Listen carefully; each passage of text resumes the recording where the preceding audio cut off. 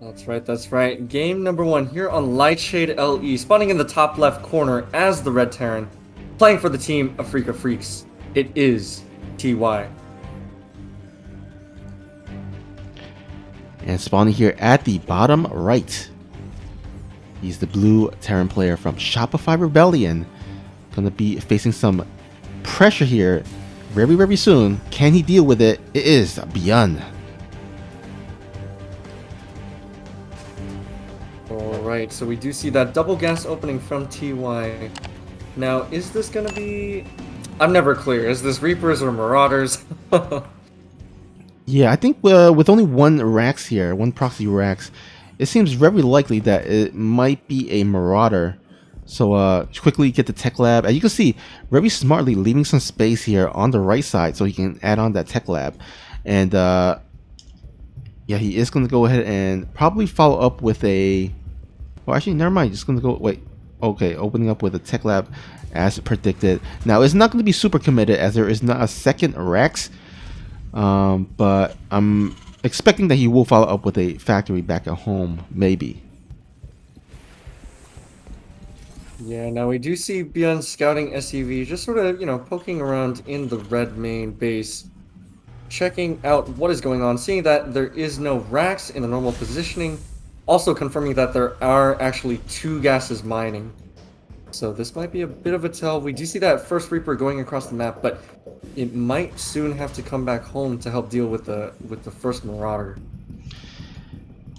Yeah, the first Marauder is about to head on over to the ramp. Now, BYUN, of course, with his spidey senses, has already made a bunker.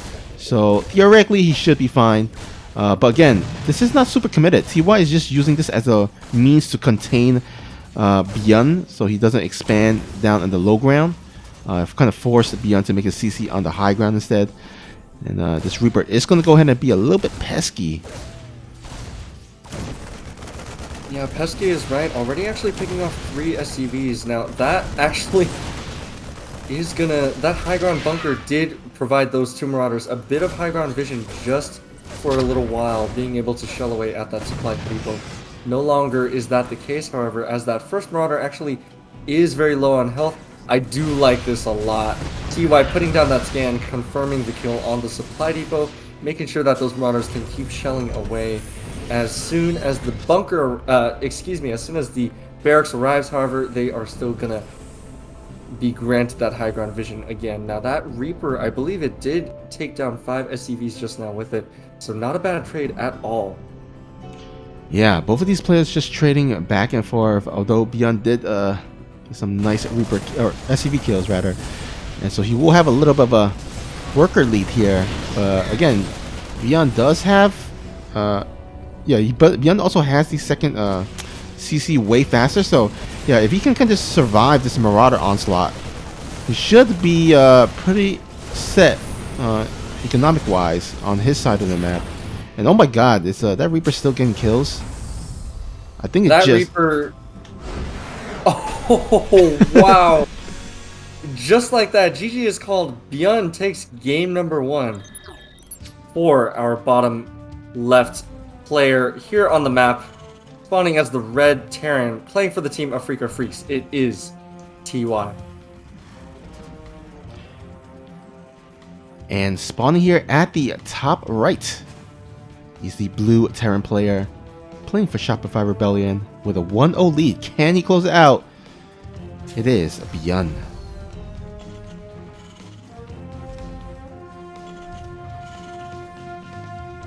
Now, of course, we're playing on the map of 2,000 atmospheres. I'm not sure why the specific number of 2,000. It could have been 1,999. It could have been 3,000. It could have been 9,000. But surely 2,000 means something. The world will never know. Yeah, the same way we will never know how many licks it gets to the center of a Tootsie Roll. Yep, exactly.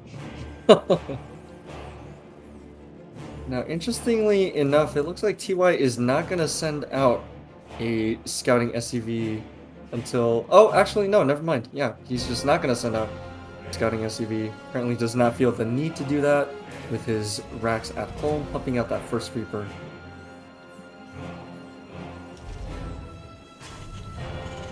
Alright, looks like BYUN has scouted this. He didn't quite scout the second gas, but I think from the factory timing, I think he should assume, or he could assume, that there is a 2 gas opening. Now, BYUN did go for a racks into command center, so he's gonna have to place some a bunker or so here at the low ground if he wants to hold on, because looks like TY is gonna put on some pressure here in this early game.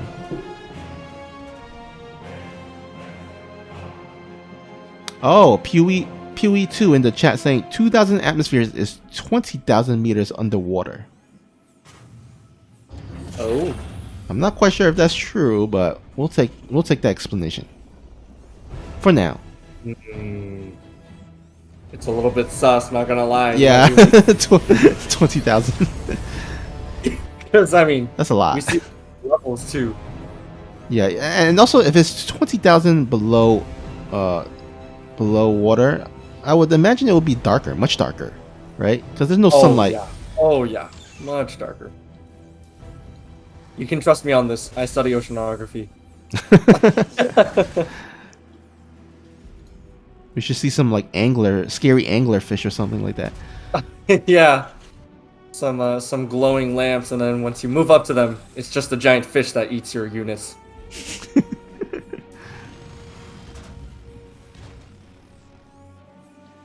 So now we do see that the blue Terran BYUN has gotten his natural up just a little bit earlier. Already has that orbital command, but interestingly enough, we see TY with more SCVs on the mineral line. Although that is just because BYUN is choosing to mine from his natural gas earlier. So that is a lot of gas, pumping out 3 geysers worth. So I believe we're gonna see a quick Raven in just a little bit. Yeah, and he's gonna definitely need something though to defend against this Hellion drop, because okay, it looks like he's parked his units there. Nicely done, nicely placed by BYUN. Oh, but are they close enough? It looks like they're just gonna... Yeah, I guess so. 2 Hellions immediately going down. 1 Hellion dying. The last... Finally getting back into that medevac after 1 single pot shot on the SCVs there. But no SCVs going down. Excellent defense by BYUN so far. Yeah, and this is really great because remember, he opened up a little bit more economic compared to TY. And the point of it is that if TY can get some damage done, because he does have the faster tech, and so with him not getting anything done with those 4 Hellions, this put BYUN in a great position. As you can see reflected in a little bit, he's ahead by a couple of workers, got his dirt CC on the way as well, and we should see a little bit of a spike here. Let's bring up the income graph. Yeah, a little bit of a spike here for BYUN, so that's kind of reflected from his earlier CC play. Yep, it just seems like BYUN has had the lead the entire game so far and kept it, right? Because usually, if you are a little bit behind economically, the move is typically to, try to even up the score, if you will, by dealing some sort of economic damage to your opponent. However, that was definitely not the case here. And so everything out of BYUN is just that little bit faster, Got more workers, got that 3rd CC a bit earlier, that kind of thing, and being able to produce more. And now we're seeing that supply lead start to, really form. Yeah, indeed. And looks like BYUN is ready to move on out. Might want to go ahead and just kind of put on some pressure at the potential dirt base. Unfortunately for him, though, there is no dirt base here, as the dirt base is being made here at the main base of TY. We'll go ahead and retreat for now, as he does scout no dirt base at the 6 o'clock base.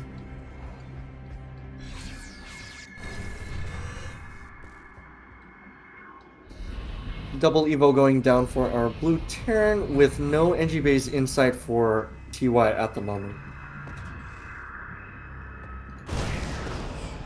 Alright, so we have a little bit of a standstill as both players are just kind of gauging where they're at, where each other's army is at. As you can see, like, people they're just both throwing some scouter marines to make sure if TY or if BYUN is siege up. And BYUN will have first look of that third CC finally. But can BYUN find an opening somewhere? What do you think? It's definitely possible, you know, in an instant. It just takes half a second and all of a sudden all of your marines are shredded by a tank line, for example.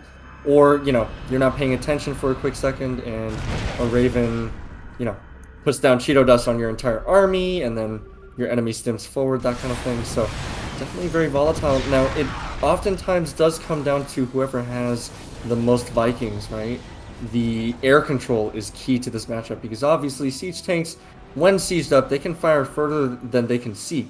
So the way that armies compensate for that is by having air spot for those tanks. Yeah, that's a Now, great again, point.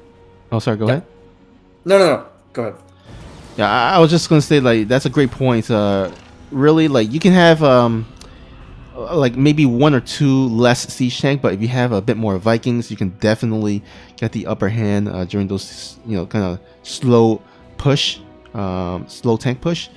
But then there's also the wild card of liberators. If you can have add in a liberator or two and keep even or so on the Viking, you can kind of force the Tavern like slowly back and back until they can't defend anymore, and they had to like retreat. They either had to retreat or engage into a huge fight. And so, but I mean, so far right now though, nobody has added any liberators. That's usually kind of happens at the later stages. But in the meanwhile, there is a nice little Raven harass. Oh. Nice little old school play there from TY. Yeah, very, very nice. And BYUN actually uncharacteristically with the mistake has those two NG bays up and running at his natural, but for the longest time they have not been building +1/+1 for the bio, whereas TY looking to move out right when his +1/+1 finishes. So quite a severe mistake by our blue Terran BYUN. He's actually going immediately for the base trade. Now we're gonna have to wait and see who takes more damage because this is definitely all in for both players. Yep. So far, it looks like BYUN has got like a slight lead in terms of attacking first. And he does clean up the tank at the high ground, while BYUN still has three tanks actually in the high ground, which forces TY to attack the 12 o'clock base instead. But BYUN is knocking at the door where the army production buildings are. Yeah, and once you can gut the production of any Terran, that's when the game can get pretty close to over. Now, we do see so many SCVs being shredded, really on both sides, but TY definitely taking the brunt of the damage. 40 of his SCVs going down as opposed to only about 20 for BYUN. Only 20, but 20 is still pretty significant. Like you said, those three tanks on the high ground for our blue Terran player being able to close it out, and BYUN takes game number 2.